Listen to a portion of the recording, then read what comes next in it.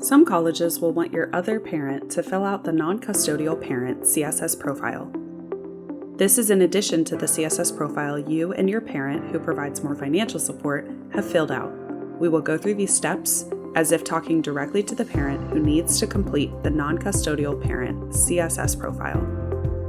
Step 1. Go to csssprofile.org and click Sign in the upper right-hand corner of the screen.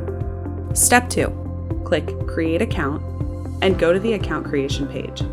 Under General Information, the information you provide should be yours, the non-custodial parent, not your student's information. You must provide information such as your email address, mailing address, and date of birth.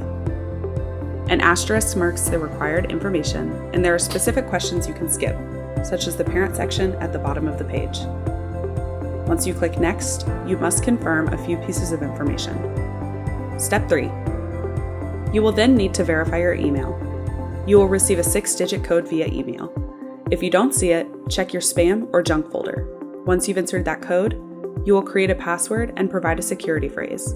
On the next page, you can add a mobile phone number to help with account recovery, but this is not required. Step 4. You have created a College Board account and are ready to start the CSS profile.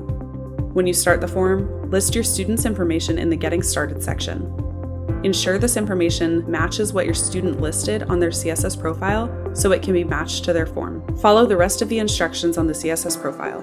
We recommend having tax forms, W-2s, and asset information on hand. Remember that many colleges requiring the non-custodial parent CSS profile will only provide financial aid with it. You should submit a non-custodial parent CSS profile by the necessary deadline to ensure your child is eligible for as much financial aid as possible.